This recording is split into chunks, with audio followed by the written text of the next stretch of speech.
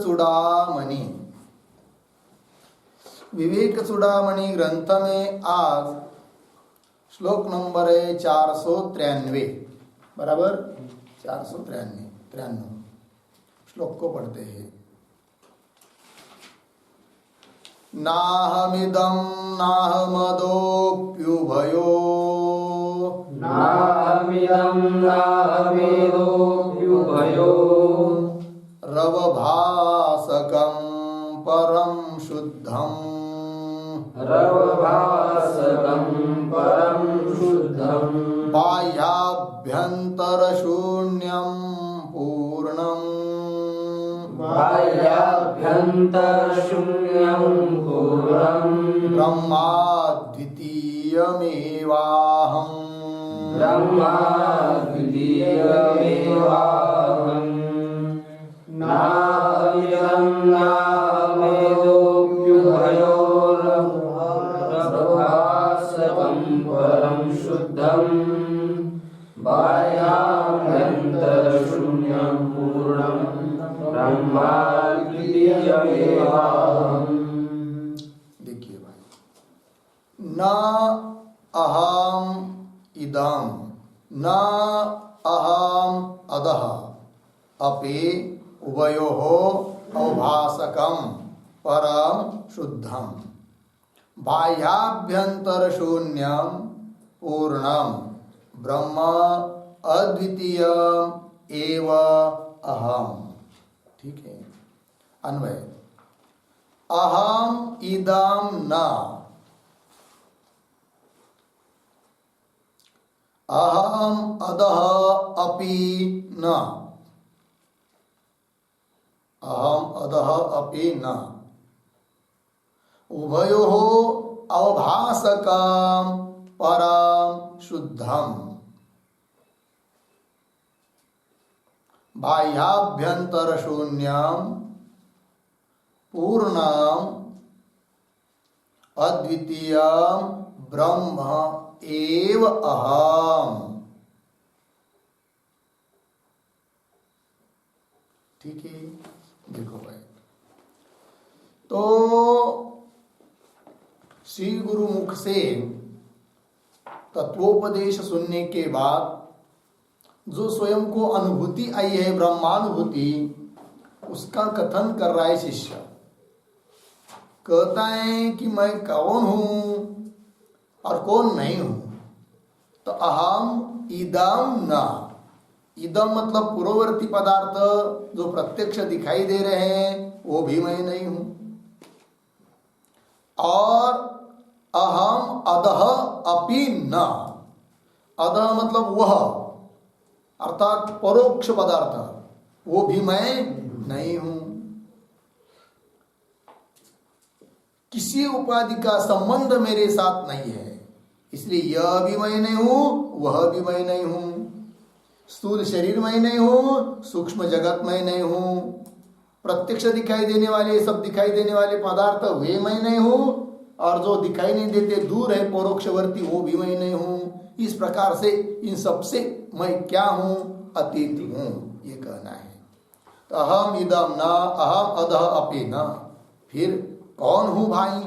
तो उभयो अवभासकम परम शुद्धम, इन दोनों का भी, इदम और अदस, इदम शब्द से कहे जाने वाले, अदस शब्द से कहे जाने वाले, और थोड़े भाषा में कहूं तो यह, यह और वे, ये सब स्थूल सूक्ष्म, इस प्रकार की सभी के सभी पदार्थों का मैं क्या हूं? अवभासक हूं, प्रकाशक हूं, दृष्टा हूं, साक्षी हूं, है कि नहीं? और दृष्टा यह कभी भी दृश्य पदार्थों से क्या होता है? भिन्न होता है। अवभासक हूं, और कैसा हूं भाई? परम शुद्धम, अतिशय शुद्ध हूं। और कैसा है? तो कह रहे बाह्याभ्यंतर शून्यम, न मैं बाहर हूं न अंतर हूं।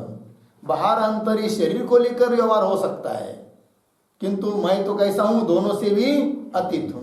इसलिए कह रहे बाह्याभ्यंतर शून्यम, पुनः पूर्णम, पूर्ण हूं, कहीं अधूरा नहीं है, कम नहीं है।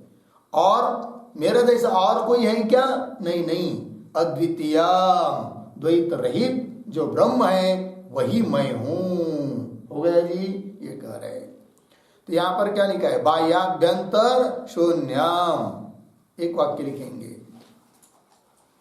त्रिविध परिच्छेद शून्यम, त्रिविध परिच्छेद शून्यम कुतः वा बाह्याभ्यंतर कल्पना, बाह्याभ्यंतर कल्पना अर्धविराम, शरीर दृष्टिया सा,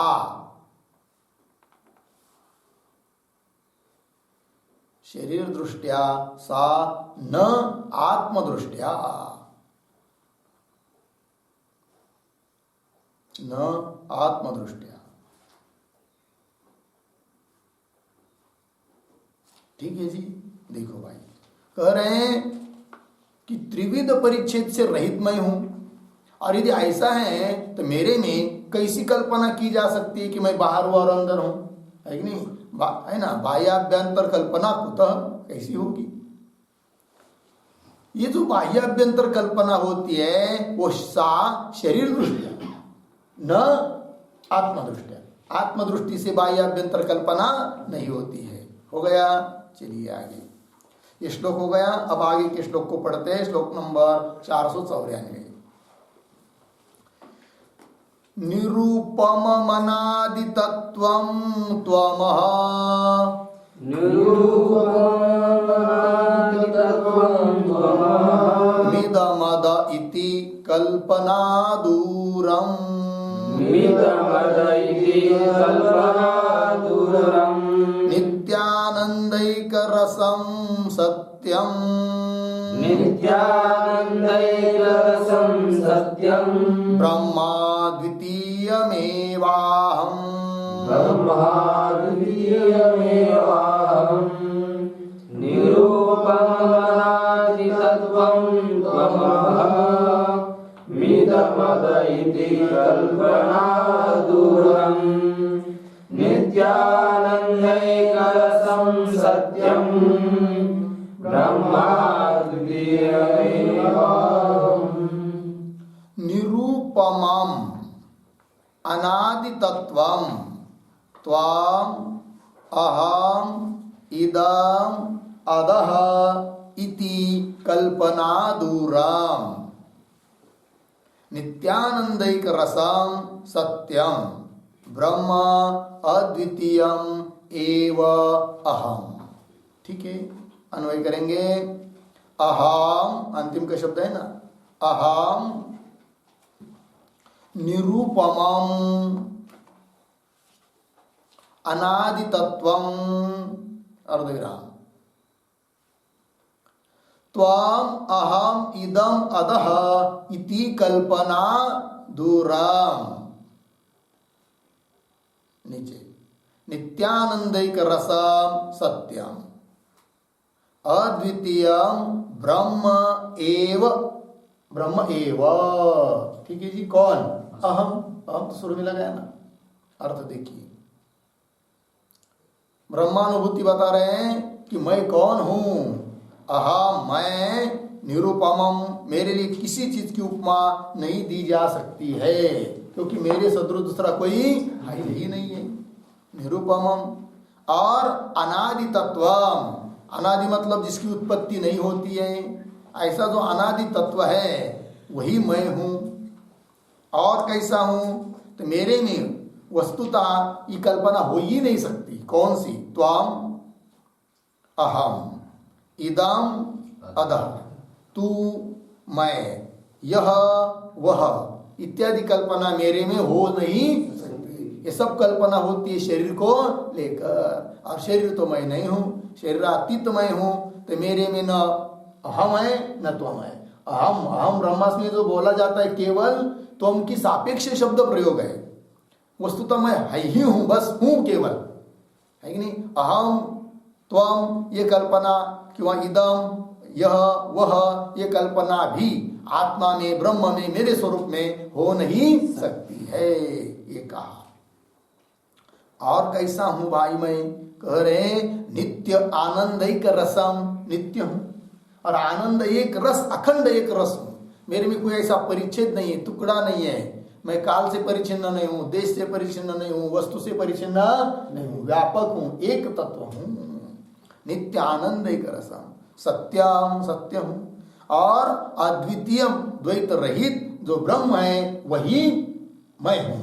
हो गया जी। चलिए आगे, अब आगे के श्लोक को पढ़ते हैं। श्लोक नंबर 4 से 95।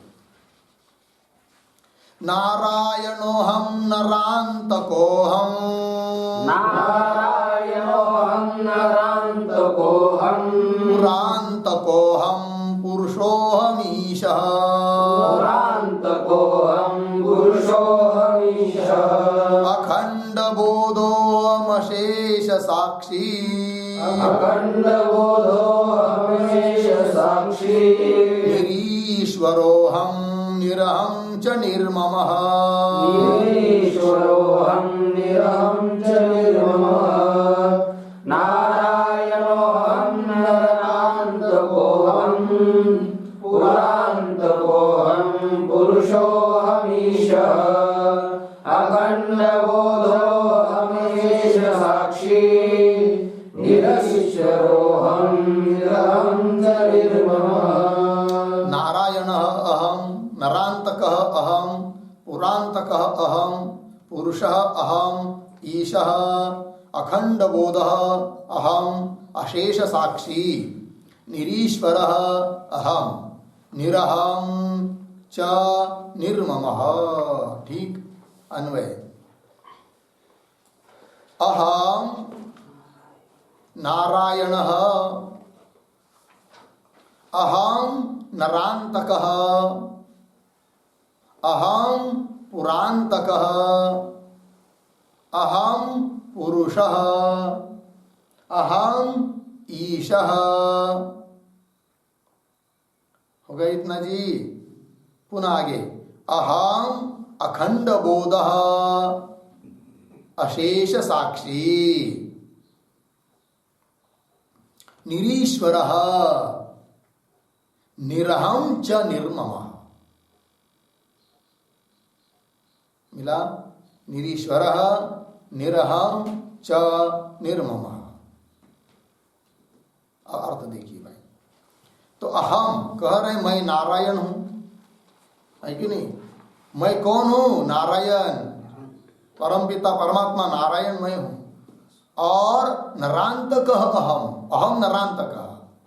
नरांतक मतलब नरकासुर को जिसने मारा वो मारने वाला भी कौन हूं? किसने मारा था नरकासुर को? भगवान कृष्ण ने मारा था ना। चलिए फिर मैं कौन हूं? कृष्ण भी मैं हूं, राम भी मैं हूं, नारायण मैं हूं, विष्णु मैं हूं, शिव मैं हूं, है कि नहीं? ईश्वर मैं हूं और मेरा कोई ईश्वर नहीं है। ये बात नरांतक अहम और पुरांतक अहम। पुरांतक मतलब त्रिपुर नाम का एक दैत्य था, त्रिपुर नाम का राक्षस, और उसका नाश करने वाला जो कौन? भगवान शंकर, वो भी कौन हूं? और पुरुष मैं हूं, है कि नहीं? पुरुष है ना, पुरुष जो शरीरों में रहता है, शरीर में रहता है, वही आत्मा है, वही पूरा है, पुरुष है, वो मैं हूं। और पुनः अहम ईशः। ईशा मतलब क्या जी? ईशा शब्द का अर्थ लिखिए, सर्वेषां नियामक ईश्वरः अहम एव। सर्वेषां नियामकः,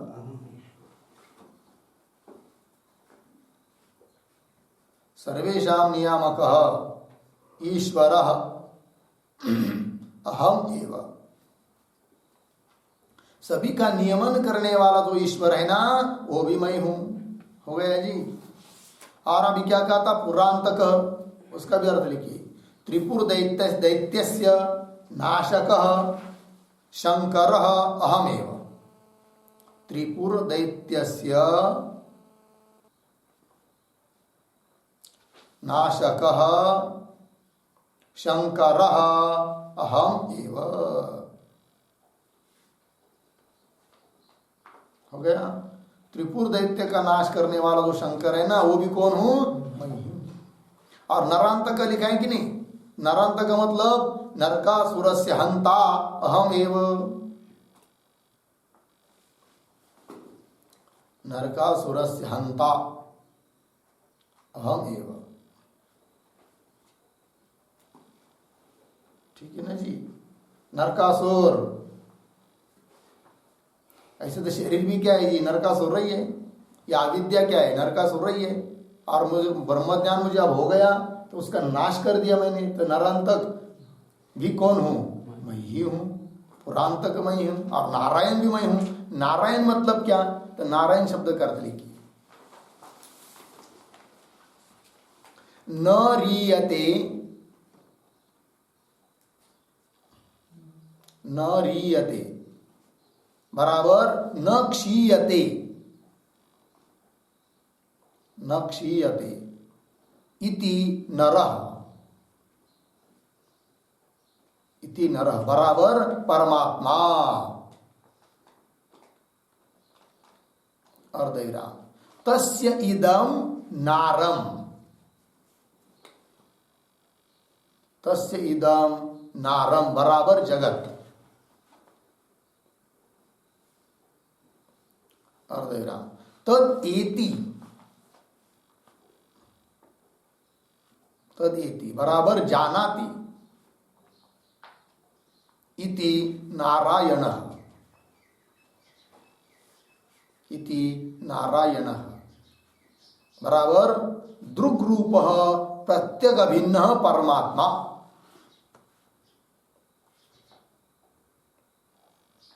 दृग्रूपः प्रत्यगभिन्नः परमात्मा।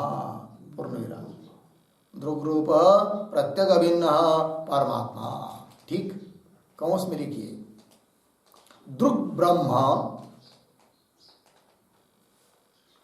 दृग ब्रह्म अर्धविराम दृश्यम माया, दृश्यम माया इति दृग्दृश्य विवेके, इति दृग्दृश्य विवेके आचार्यैः एव प्रतिपादितम्।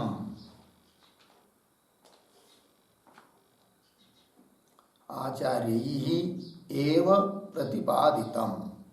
पूर्णविराम कौंस बंद हो गया। अर्थ देखिए भाई, व्युत्पत्ति कर दिया नारायण शब्द की, तो क्या लिखा? न रीयते, न रीयते का अर्थ कर दिया न क्षीयते इति नरः, अर्थात जो क्षीण नहीं होता है, नष्ट नहीं होता है, उसको बोलते नर। अर्थात कौन नर शब्द से लिया? अर्थ परमात्मा। नर मतलब परमात्मा। और तस्य इदम नारम, उसका यह जो है उसको बोलेंगे नार, अर्थात कौन? जगत। नार शब्द से कौन आया? जगत है कि नहीं? क्योंकि परमात्मा का ही जगत है, उसने बनाया है या उसके ऊपर अध्यस्त है या वह उसके लिए उपादान कारण है, तो उसका ही जगत हुआ। तो नारम मतलब जगत। और आगे तत् एति, इति का अर्थ कर दिया जानाति। ठीक है ना जी? तत् एति, एति का अर्थ कर दिया जानाति इति नारायण, उस जगत को जो जानता है उसको कहते हैं क्या जी? नारायण। मतलब कौन? दृग रूप है कि नहीं? ज्ञान स्वरूप कौन? प्रत्येक भिन्न परमात्मा, यही क्या है? नारायण है। ठीक है ना जी? दृग स्वरूप परमात्मा है कि नहीं? प्रत्येक भिन्न परमात्मा, अंतरात्मा जीवात्मा से अभिन्न जो परमात्मा, वही मैं हूं। और दृग ब्रह्म होता है और दृश्य कौन है? माया। ऐसा कहा है शंकराचार्य जी महाराज ने। कहाँ पर? दृग दृश्य विवेक नाम के ग्रंथ में। इसलिए दृग स्वरूप ब्रह्म स्वरूप ही कौन हूं? मैं हूं, अर्थात नारायण मैं हूं। वही कहा है श्लोक में, नारायण मैं हूं, नरांतक पुरांतक पुरुष ईश मैं हूं। होगा इतना? आगे चलिए तीसरी पंक्ति में, अहम अखंड बोध, अखंड बोध स्वरूप मैं हूं, ज्ञान स्वरूप मैं हूं। मेरा ज्ञान ऐसा टुकड़ा टुकड़ा ज्ञान नहीं है, क्योंकि ब्रह्म ही ज्ञान है, ज्ञान ही ब्रह्म है। संविद ही क्या है? आत्मा है, ब्रह्म है। समझ में आया कि नहीं? ज्ञान से अलावा कोई ब्रह्म नहीं है, ब्रह्म से अलावा कोई ज्ञान नहीं है। अखंड बोध अहम। और पुनः अशेष साक्षी, सबका क्या हूं मैं? साक्षी हूं। ठीक है ना जी। बाकी सब पदार्थ साक्ष्य है, उसके अपेक्षा मैं क्या हूं, साक्षी हूं। और पुनः कैसा हूं जी, अहम निरीश्वर, मैं कैसा हूं, निरीश्वर। बोलेंगे भाई अभी अभी कहा था कि मैं ईशमय हूं, और अभी कह रहे निरीश्वर, तो दोनों में अंतर है। ईश्वर कहने में मैं स्वयं ईश्वर हूं, परमात्मा हूं, ये कहना है। और निरीश्वर का मतलब मेरा और कोई शासक नहीं है, मेरा और कोई दूसरा ईश्वर नहीं है, ये कहना है। लिखिए निरीश्वर शब्द का अर्थ, नास्ति मम कश्चन ईश्वरः, नास्ति मम कश्चन ईश्वरः। कौंस में लिखिए नियामक, कौंस बन नियामक, कौंस बन। एतादृशः निरीश्वरः अहम एव,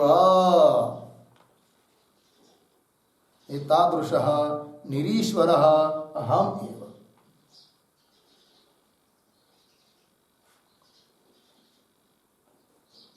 ठीक है जी। देखिए भाई, नास्ति मम कश्चन ईश्वर, मेरा और कोई ईश्वर नहीं है, अर्थात मेरा और कोई नियामक नहीं है। इस प्रकार का एतादृश निरीश्वर, ईश्वर रहित मैं हूं, अहम एव। हो गया अर्थ जी। चलिए, निरीश्वर निरहम च निर्मम। निरहम का मतलब क्या और निर्मम का मतलब देखिए, अहंता ममता शून्य इत्यर्थः। निरहम मतलब अहंता शून्य, निर्मम मतलब ममता शून्य, दोनों का अर्थ बता दिया। अहंता ममता शून्य इत्यर्थः।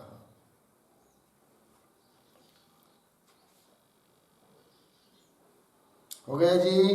चलिए, निरहम च निर्ममः। आगे के श्लोक को जाते हैं। श्लोक नंबर 496, श्लोक को पढ़ते हैं। सर्वेषु भूतेष्वमेव संस्थितो, सर्वेषु भूतेष्वहमेव संस्थितो, ज्ञानात्मनान्तर्बहिराश्रयः सन्, ज्ञानान्तर्बहिराश्रयः सन्, भोक्ता च भोग्यं च स्वयमेव सर्वं, भोक्ता च भोग्यं च स्वयमेव सर्वं, यद्यत् पृथक् दृष्टमिदन्तया पुरा, यद्यत् पृथक् दृष्टमिदन्तया पुरा। सर्वेषु भूतेषु अहमेव संस्थितो, ज्ञानात्मनान्तर्बहिराश्रयः सन्, भोक्ता च भोग्यं च स्वयमेव सर्वं, यद्यत् पृथक् दृष्टमिदन्तया पुरा। ठीक है जी। देखिए, सर्वेषु भूतेषु अहमेव संस्थितः। ठीक है। ज्ञानात्मना अंतः बहिः आश्रयः सन्। हो गया। आगे चलिए। भोक्ता च भोग्यम स्वयं एव सर्वं, यद यद पृथक दृष्टम इदंतया पुरा। ठीक। अन्वय, सर्वेषु भूतेषु अंतः बहिः आश्रयः सन्,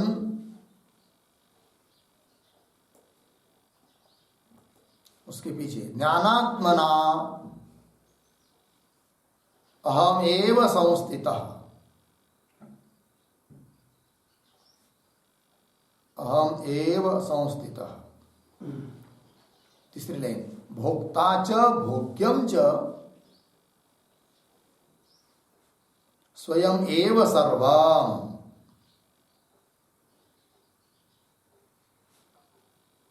आगे, पुरा इदंतया, इदंतया यद यद पृथक दृष्टम, यद यद पृथक दृष्टम, अध्याय कर लेंगे, तत्सर्वम स्वयं एव। बाहर से पद लाकर पूरा कर लेते वाक्य को। तत्सर्वम स्वयं एव।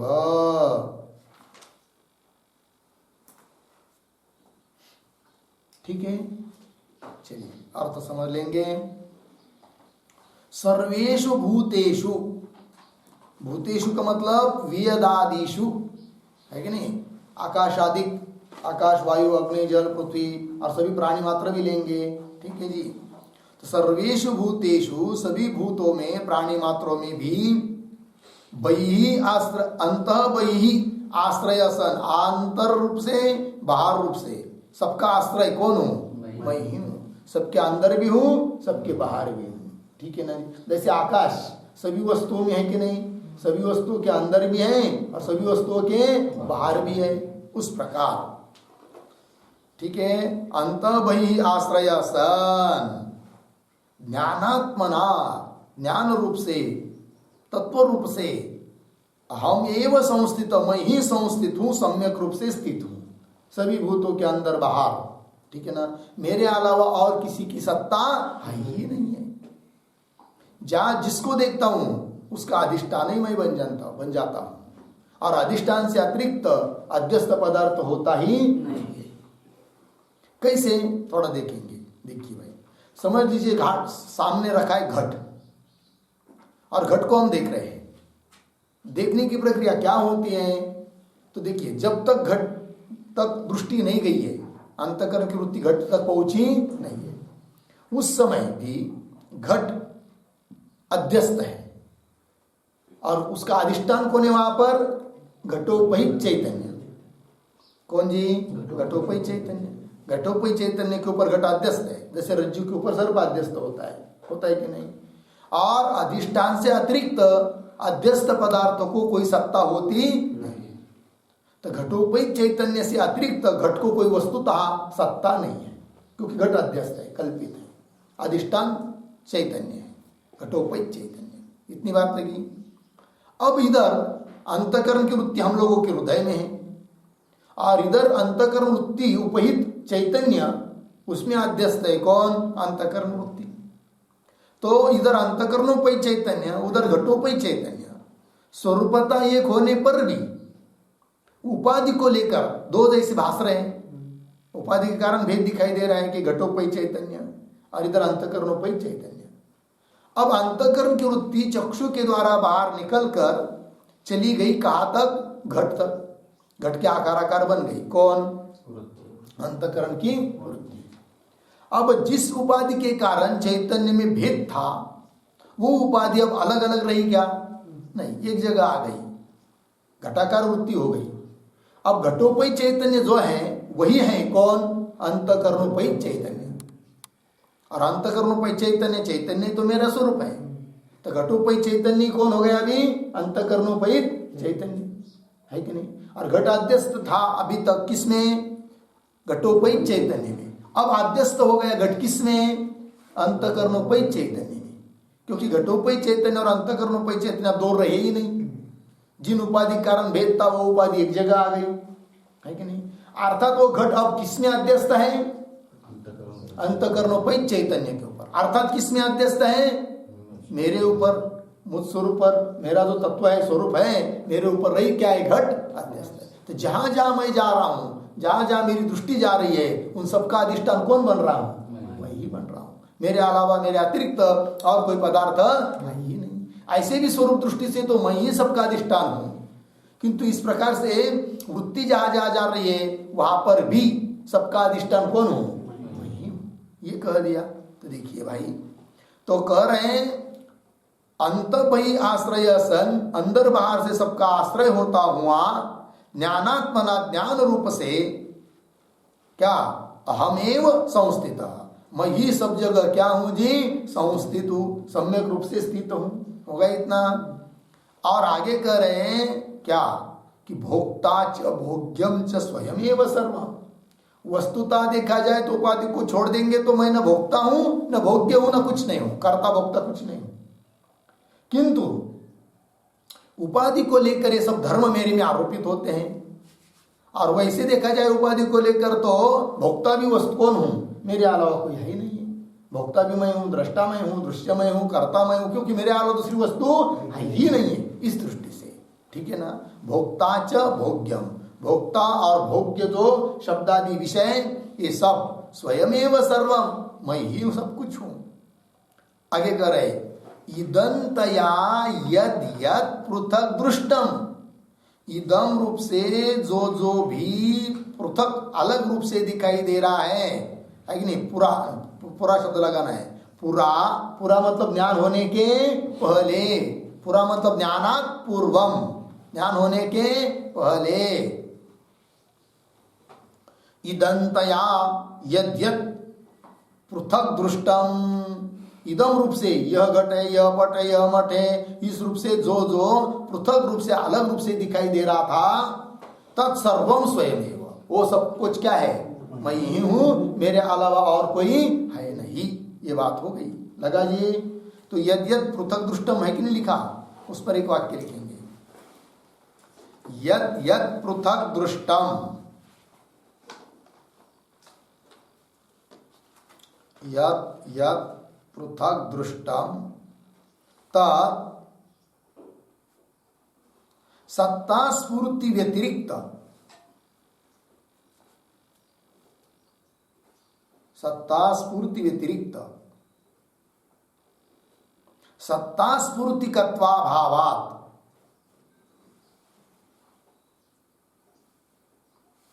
सत्ता स्फूर्तिकत्वाभावात् शुक्तिरज्जु सर्पादिवत्,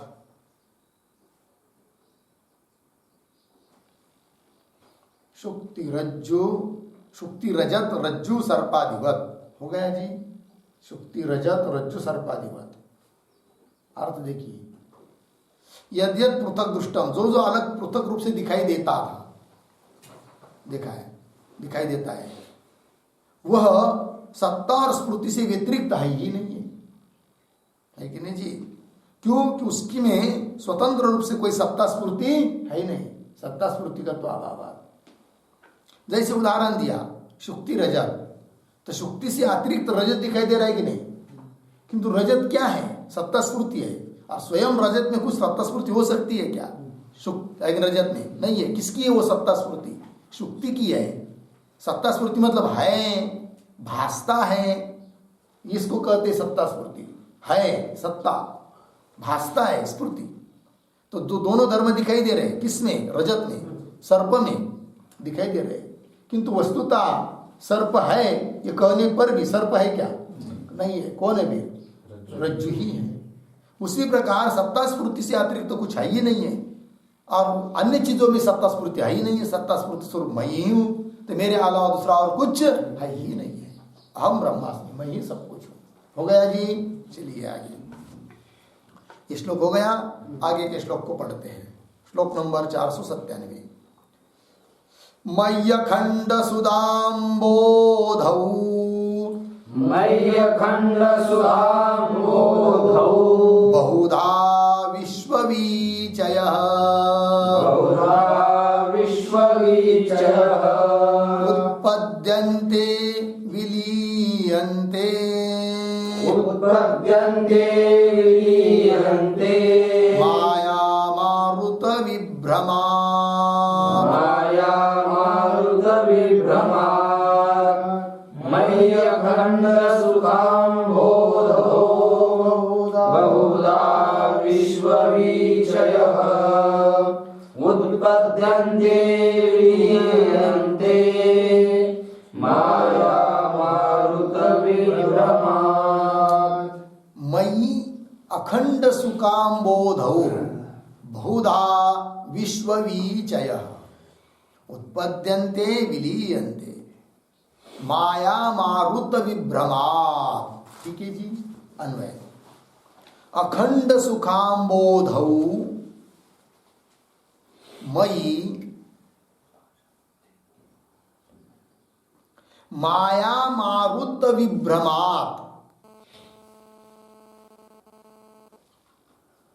बहुधा विश्ववीचयः, उत्पद्यन्ते विलीयन्ते। हो गया जी। चलिए भाई अर्थ। अखंड सुखाम्बोधौ, अखंड सुख स्वरूप अंबुधि, अंबुधि अर्थात सागर समुद्र। तो मैं कौन हूं?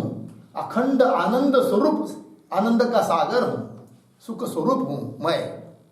और ऐसे आनंद सागर मेरे में, मेरे में बहुधा विश्व विचय, अनेक प्रकार से विश्व नाम जगत, विचि मतलब तरंग, लाटा, लहर है कि नहीं।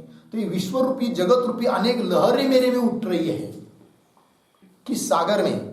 आनंद स्वरूप, सुख स्वरूप, अखंड स्वरूप, जो मैं सुख स्वरूप सागर हूं, उस मेरे में ये सब जगत रूप लहरें चल रही है।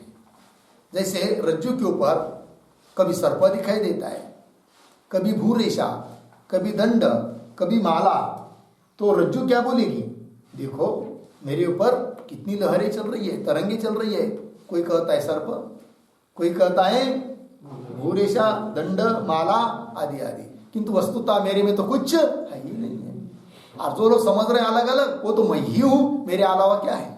सर्प भी मैं हूं, दंड मैं हूं, भूरेशा मैं हूं, जलधारा मैं हूं। और वस्तुतः जाए तो ये वो सब मेरे में है ही नहीं है। मैं केवल क्या हूं? रज्जु ही हूं। समझ में आया कि नहीं? उस प्रकार रज्जु बोलेगी कि नहीं? उस प्रकार ये बोल रहा है जिसको ब्रह्मानुभूति हुई है, अहम ब्रह्मास्मि, मैं ही ब्रह्म हूं और मेरे ऊपर ये सब जगत रूपी लहरें चल रही है कि नहीं?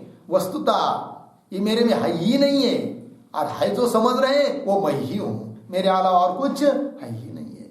हो गया जी। चलिए, बहुधा विश्व विचय, विचि कहते लहर, तरंग, लाटा, विश्व विचय। और कह रहे भाई कि क्या लिखा था अन्वय? अखंड सुकाम्बोधौ मयि, मेरे में माया मारुत विभ्रमात् बहुधा विश्व विचय, है कि नहीं? जैसे सागर समुद्र में अनेक लहरें चलती है कि नहीं, किंतु ऐसी थोड़ी चलती है वो। हवा, उनको हवा बन क्या करती है? वायु चलता है, वायु की टक्कर से उस जल में, सागर में, समुद्र में लहरें निर्माण होती है और दौड़ती रहती है। उसी प्रकार मेरे स्वरूप में जो विश्वरूपी लहरें उत्पन्न हो रही है, उसके लिए वायु कौन? तो कह रहे माया मारुत विभ्रमा। मिला जी? उसके लिए एक शब्द लिखिए, माया रूप वायु वेगात। माया रूप वायु वेगात।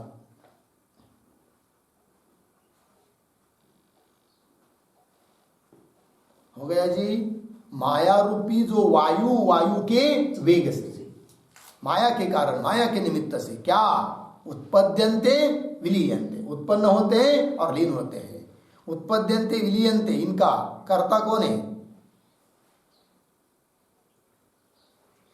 विश्व विचय, है कि नहीं? विश्वरूप लहरें उत्पन्न होती है और विलीन होती है।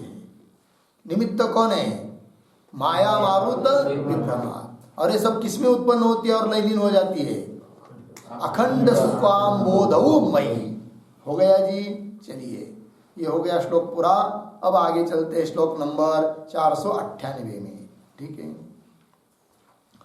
स्थूलादि भावा मयि कल्पिता भ्रमा, स्थूलादि भावा मयि कल्पिता भ्रमा, दारोपितानो स्फुरणेन लोकैः, दारोपितानो स्फुरणेन लोकैः, काले यथा कल्पकवत्सराय, काले यथा कल्पकवत्सराय, नर्त्वादयो निष्कल निर्विकल्पे, नर्त्वादयो निष्कल निर्विकल्पे, स्थूलादि भावा मयि कल्पिता भ्रमा, दारोपितानो स्फुरणेन लोकैः, काले यथा कल्पकवत्सराय, नर्त्वादयो निष्कल निर्विकल्पे।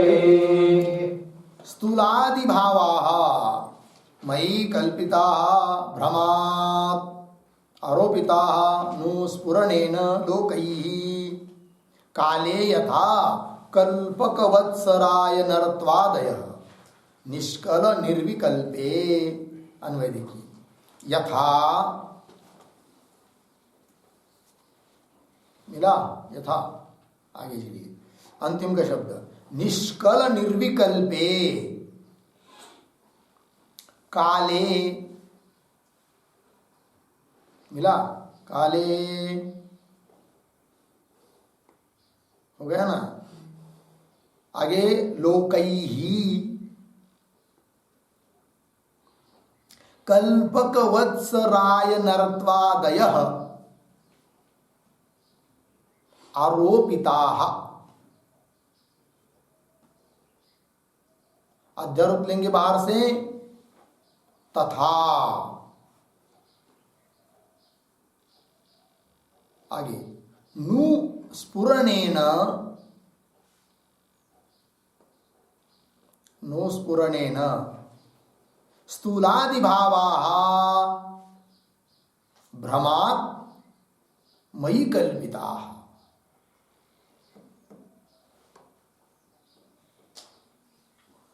ठीक है जी, अर्थ देखिए भाई, दृष्टांत देकर समझा रहे हैं क्या कि यथा जिस प्रकार से कि निष्कले निर्विकल्पे काले, काल विशेष है, उसके लिए विशेषण दिया निष्कल निर्विकल्पे काले।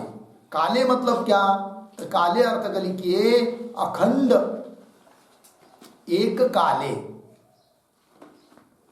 समये,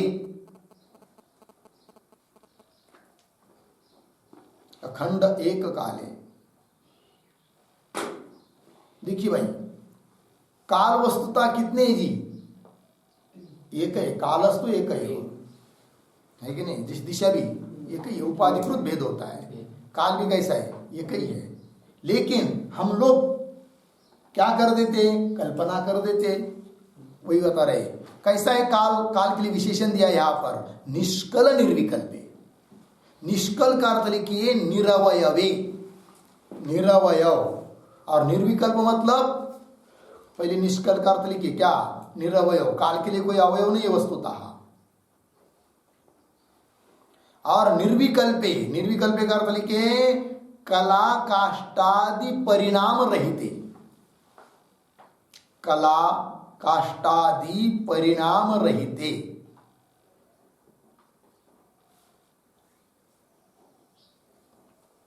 कला काष्ठादि परिणाम रहिते हो गया जी, ये विशेषण है सब किसका, काल का। काल कैसा है, निष्कल निरवयव, और उसमें कोई ये भेद नहीं है। किस प्रकार का, ये कला काष्ठा ये समय के भेद है व्यवहार में, किंतु उस प्रकार वस्तुतः काल में कोई भेद नहीं है। जैसे हम लोग बोलते कि नहीं, सेकंड, मिनट, घंटा, प्रहर, इस प्रकार का काल में वस्तुतः कोई भेद नहीं है। ये सब हम लोगों की कल्पना है। काल तो अखंड है, एक ही है, हुआ कि नहीं। तो वही देखिए, निष्कल निर्विकल्पे काले, काल में जिस प्रकार लोगों के द्वारा क्या जी, कल्पक वत्सराय नरत्वादय है कि नहीं, आरोपिता, आरोपित है, किया है, लोगों के द्वारा आरोपित हुए हैं ये सब धर्म। कौन कौन जी उदाहरण, कल्पक, वत्सराय, वत्सर, अयन, और आगे ऋत्वादय। मतलब देखिए, हम लोग बोलते कि नहीं इतना कल्प, इतने वर्ष का कल्प होता है, कल्पक वही कल्प। पुनः वत्सर, वत्सर मतलब वर्ष, अयन है कि नहीं, अयन दक्षिणायन उत्तरायण 6 मास महीने का होता है कि नहीं, अयन, 2 अयन होते हैं व्यवहार में। और ऋत्वादय, ऋतु कितने जी, 6। कौन कौन, पता भी नहीं था 6, उन्होंने बोल दिया इसलिए बता दिया। कितने ऋतु है, 6।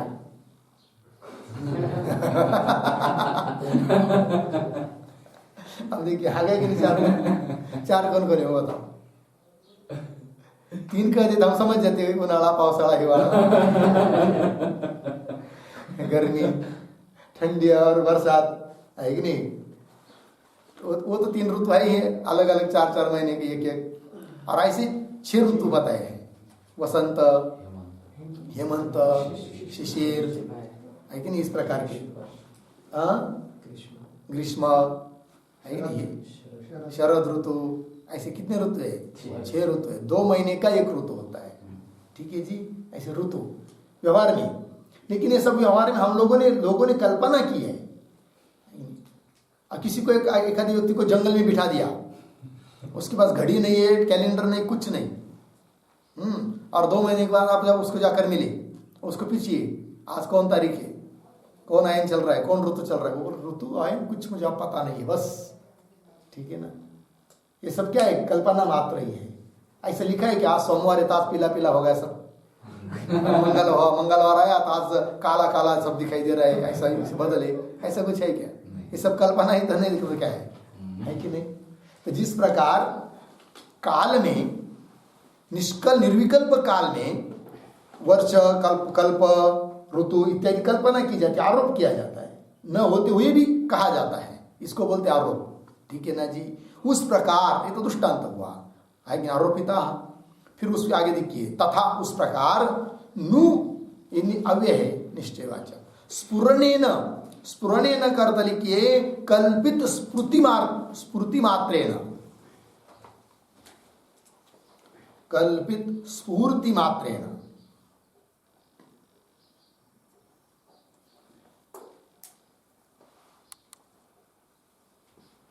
ठीक है जी। कल्पित स्फुरन भी क्या है जी? बताना पड़ रहा है आप लोगों को समझाने के लिए कि स्फुरन होता है मेरा करके, है यार, वस्तुतः मेरे कुछ कोई धर्म नहीं है, ठीक है ना जी। तो स्फुरन है ना क्या जी? आगे क्या लिखा है? स्थूलादि भावा भ्रमात्मय कल्पिता।